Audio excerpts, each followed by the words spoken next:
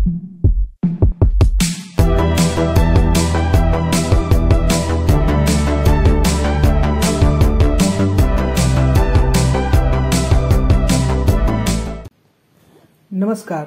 मैं Abhijit Singh Prayagraj express news में आपका स्वागत करता हूं।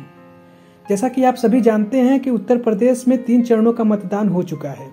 सभी सियासी पार्टियां अपनी अपनी जीत के दावे कर रही हैं। इसी पर विस्तार से बात करने के लिए आज हमारे साथ हैं समाजवादी पार्टी के राष्ट्रीय सचिव, पूर्व कैबिनेट मंत्री, विधायक व वर्तमान प्रत्याशी उज्ज्वल रमण सिंह। आपका हमारे चैनल पर स्वागत। नमस्कार सर। नमस्कार। उत्तर प्रदेश में 3 चरणों के चुनाव हो चुके हैं। समाजवादी पार्टी कहां खड़ी है? भारतीय जनता पार्टी की जमीन खिसक चुकी है और जो 3 चरण के मतदान के बाद उनके मन में, उनके दिल में घबराहट है और वो साफ झलक रही है। जिस तरीके से झुंझलाहट में, जिस तरीके से वो बयानबाजी कर रहे हैं, कहीं न कहीं लग रहा है कि भारतीय जनता पार्टी पिछड़ती जा रही है और समाजवादी पार्टी की साइकिल आगे बढ़ती जा रही है। और हम बहुमत से तो पास पहुंचने की उम्मीद हमारी है कि 3 चरण में बहुत ही अच्छा मतदान लोगों ने किया है, बढ़ चढ़कर किया है। और ये जो लड़ाई है, ये जनता जनार्दन बनाम सरकार की लड़ाई है। सदन के अंदर मुख्यमंत्री योगी आदित्यनाथ ने आपको खुलेआम भाजपा ज्वाइन करने की अपील की थी। इससे क्या अर्थ लगाया जाए? क्या भाजपा के पास करछना के अंदर आपका कोई विकल्प नहीं है? देखिए, भारतीय जनता पार्टी आज तक करछना में कभी चुनाव जीत नहीं पाई है और अगर जनता का आशीर्वाद, करछना के लोगों का आशीर्वाद मिला तो आगे भी जीत नहीं पाएगी। 2017 के विधानसभा चुनाव में आप रिकॉर्ड मतों से विजयी हुए थे। अगर आप फिर से चुनाव जीतते हैं तो करछना के विकास के लिए आपका क्या मॉडल होगा? देखिए, 2017 में करछना की जनता ने बड़े उम्मीदों के साथ हमको आशीर्वाद बनाया था, लेकिन 17 से 22 तक करछना के साथ सौतेला व्यवहार किया गया। करछना विधानसभा की उपेक्षा की गई और उसी का नतीजा है कि जनता में आज आक्रोश है, जनता में आज गुस्सा है और ये गुस्सा आने वाले दिनों में परिलक्षित होने जा रहा है जब 27 तारीख को वोट पड़ेगा। पिछले 5 सालों में जो हमारे रुके हुए काम थे, जिस स्टेट यूनिवर्सिटी का शिलान्यास माननीय अखिलेश यादव जी ने किया था, वो यूनिवर्सिटी का नाम तो रज्जू भैया यूनिवर्सिटी किया गया, लेकिन 1 रुपया भारतीय जनता पार्टी की सरकार में नहीं देने का काम किया गया, जिससे आज यूनिवर्सिटी जहां की तहां खड़ी हुई है। सरस्वती हाईटेक सिटी का भी शिलान्यास माननीय अखिलेश यादव जी ने किया था। 5 साल में वो काम कच्छप गति से चला। उसका नतीजा ये है कि खाली नाली, खड़ंजा, रोड बन पाई और वो हाईटेक सिटी आज अपने पैरों पर खड़ी नहीं हो सकी है। तो मुझे लगता है कि लगातार बड़े बड़े कामों की, एक हमारे यहाँ पावर प्लांट की बात थी, किसानों से सहमति बनाकर जो है आगे बढ़ाने की बात थी, लेकिन इस सरकार ने भी उसमें कोई रुचि नहीं दिखाई। तो करछना लगातार पिछड़ता गया है, करछना लगातार प्रभावित रहा है और भारतीय जनता पार्टी की डबल इंजन की सरकार ने करछना की उपेक्षा की है। नैनी औद्योगिक क्षेत्र आपकी विधानसभा में रोजगार का सबसे बड़ा केंद्र है, जहां पिछले 3 सालों में 20 से ज्यादा कंपनियां बंद हो चुकी हैं, जिससे आपके क्षेत्र में रोजगार का संकट हो गया है। इसके लिए आप किसे दोषी मानते हैं? देखिए, भारतीय जनता पार्टी की सरकार बेचू और फेंकू सरकार है। ये बड़े बड़े दावे करती है और जो सरकारी सार्वजनिक उपक्रम के पूरे देश में जितने भी बड़े बड़े उपक्रम थे, उसको बेचने का काम इस सरकार ने किया। इन्होंने तो कहा था कि चप्पल वाला आदमी हवाई जहाज पर चलेगा। उस हवाई जहाजी को जब बेचने का काम इन्होंने कर दिया तो नैनी इंडस्ट्रियल एरिया तो पूरी तरह से ठप है। BPCL को भी बेचने का काम ये सरकार कर रही है। बाकी सारी इंडस्ट्रीज़ हमारी बंद हो गई और इसी के लिए हम सरस्वती हाईटेक सिटी लाए थे कि वहाँ मध्यम और छोटे उद्योग लगेंगे, जिससे कल कारखाने छोटे स्तर पर जब आएंगे तो बड़ा रोजगार वहाँ की जनता को मिल सकेगा। लेकिन इस सरकार ने भी जो है कहीं ना कहीं उसको बढ़ाने का काम नहीं किया और जो पुरानी सार्वजनिक उपक्रम की फैक्ट्रियाँ थी उनको बंद करने का काम किया है। तो इनकी नीति और नीयत दोनों में खोट है। ये कहीं न कहीं इंडस्ट्रियल एरिया के साथ इन्होंने जो है घोर अन्याय किया है। यहाँ के श्रमिकों के साथ अन्याय किया है। और मुझे लगता है, मुझे पूर्ण विश्वास है कि यहाँ के लोग भारतीय जनता पार्टी को सबक सिखाने का काम करेंगे। आपके विधानसभा क्षेत्र में निषाद समाज के लोगों की नाव प्रशासन द्वारा तोड़ी गई थी, जिस पर आपकी और प्रशासन की तीखी नोकझोंक भी हुई थी। वो पूरा मामला क्या था? देखिए, बसवार गांव का मामला था। बसवार गांव में प्रशासन ने अवैध खनन के नाम पर जो पुलिसिया तांडव किया था, उसका समाजवादी पार्टी ने पुरजोर तरीके से विरोध किया था। हमारे राष्ट्रीय अध्यक्ष अखिलेश यादव जी ने एक टीम भी बनाकर भेजी थी कि मौके पर जाकर निरीक्षण करके उनको रिपोर्ट भी दी गई।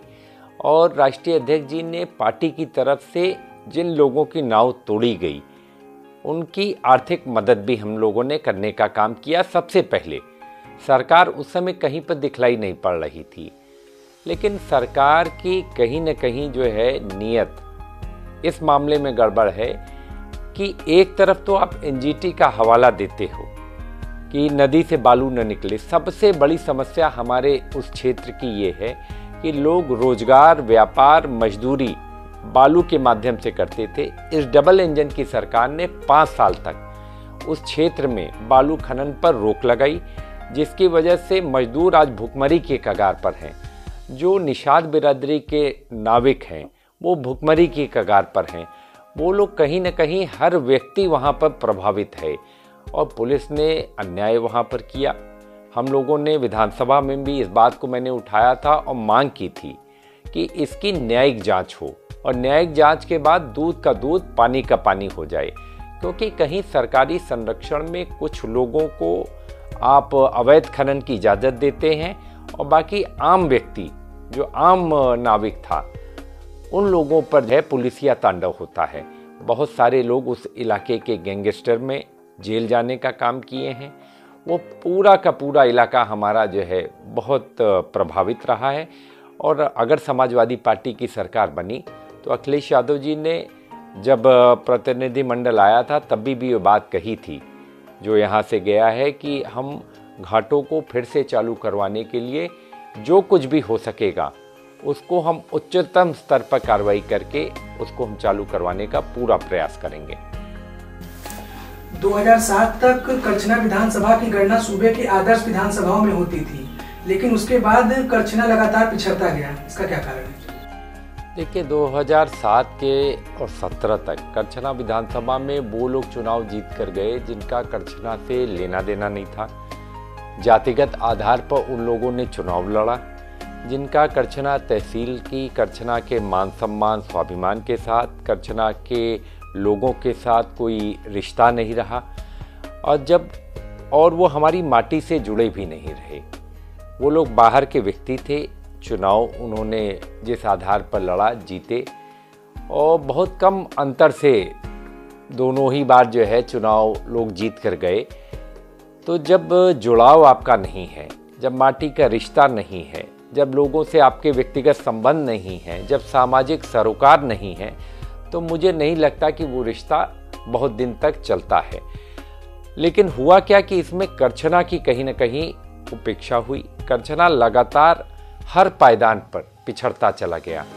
करछना की जो गणना अग्रणी विधानसभा में पूरे प्रदेश में गिनती होती थी, कहीं न कहीं पिछड़ते पिछड़ते सबसे अगर देखें तो निचले पायदान पर खड़ा होकर करछना जो है आज हर स्तर के लिए, मैं तो कह रहा हूँ कि पिछले 10 सालों में जो सरकारें रहीं, उन्होंने भारतीय जनता पार्टी की, चाहे बहुजन समाज पार्टी की सरकार रही हो, चाहे जो बाकी विधायक लोग रहे, उन्होंने करछना में अस्पताल बनवाने का काम नहीं किया, करछना में विद्यालय बनवाने का काम नहीं किया, जो कल कारखाने लग रहे थे उसका भी विरोध करने का काम किया।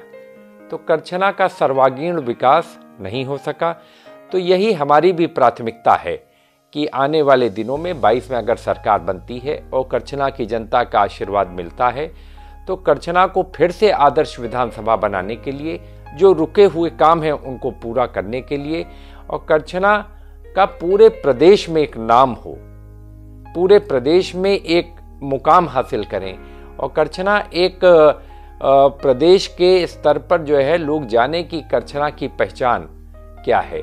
तो इसलिए पूरा पुरजोर तरीके से हम प्रयास करेंगे। ये हमारी कोशिश रहेगी कि इन 5 सालों में करछना पूरे प्रदेश में एक नई ऊंचाइयों को छू सकेगा। बढ़ती महंगाई और बेरोजगारी ये एक बड़ा मुद्दा है। अगर आपकी सरकार बनती है तो इसके लिए आपकी क्या योजना होगी? देखिए, बेरोजगारी के मामले में राष्ट्रीय अध्यक्ष जी ने भी घोषणा की है और हमने अपने वचन पत्र में भी कहा है कि 11 लाख सरकारी नौकरियों को हम आने वाले दिनों में इसकी भर्ती निकालेंगे और 22 लाख लोगों को हम आईटी सेक्टर से सीधे तौर पर जोड़ने जा रहे हैं। और उसके अलावा हमारी कोशिश है कि अगले 5 साल में 1 करोड़ लोगों को हम रोजगार मुहैया करा सकें। समाजवादी पार्टी की प्राथमिकता में नौजवान और बेरोजगार है। जो हमारी सरकार का एजेंडा है वो उनको रोजगार देने के लिए है और रोजगार ऐसा न हो जैसा भारतीय जनता पार्टी ने कहा कि पकौड़ा तलने वाला रोजगार। ऐसा रोजगार हो जो उनसे परिवार उनका लाभान्वित हो सके। इस सरकार ने तो सारी नियुक्तियों पर जो है एक तरीके से ठेकेदारी व्यवस्था लागू कर दी। ठेकेदारी व्यवस्था से हर नौजवान प्रभावित हो रहा है। तो आने वाले दिनों में अगर सरकार बनती है तो कहीं न कहीं बेहतर रूप में रोजगार सृजन का काम होगा।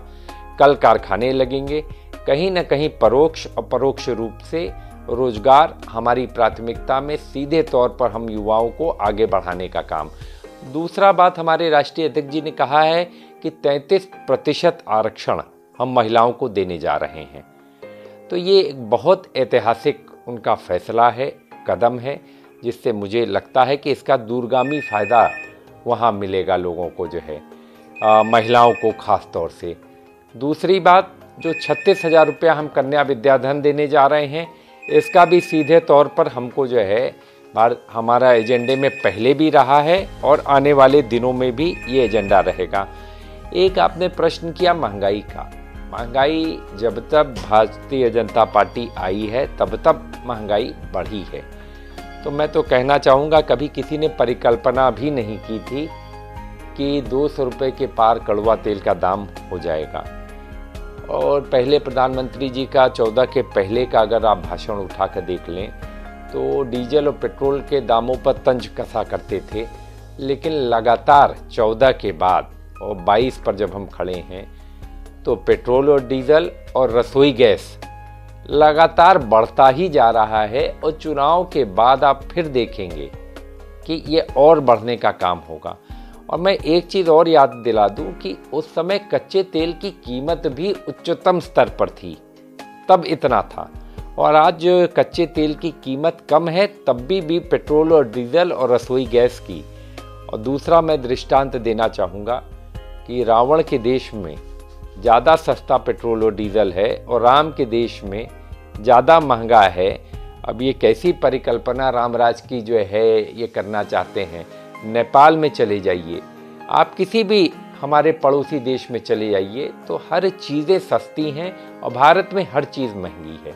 तो कहीं ना कहीं मुझे लगता है कि भारतीय जनता पार्टी के लोग पूंजीपतियों को बढ़ावा दे रहे हैं, पूंजीपतियों के दम पर सरकार चला रहे हैं, पूंजीपतियों के लिए सरकार चला रहे हैं। जनता इनके लिए जो है गौण है, जनता इनके लिए कहीं ना कहीं मायने नहीं रखती।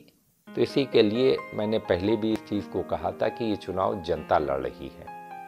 ये चुनाव समाजवादी पार्टी नहीं, अखिलेश यादव जी नहीं, उज्जवल रमन सिंह नहीं, ये जनता बनाम भारतीय जनता पार्टी की सरकार का चुनाव है। आपने महिला आरक्षण की बात की 33%, लेकिन भाजपा समाजवादी पार्टी पर आरोप लगाती है कि ये महिला विरोधी पार्टी है, महिलाओं की उपेक्षा। देखिए, पिछले 5 सालों में जो भारतीय जनता पार्टी का कृत्य रहा है वो सबके सामने है। जिस तरीके से हाथरस की घटना हुई, जिस तरीके से उन्नाव की घटना हुई, जिस तरीके से एनसीआरबी का डेटा कहता है, आंकड़े बतलाते हैं कि पूरे देश में अगर महिलाओं पर जो गंभीर अपराध के मामले में उत्तर प्रदेश नंबर 1 पर है। तो ये विपक्ष का आरोप न मानिए, ये एनसीआरबी का डेटा जो है इस बात को दर्शाता है।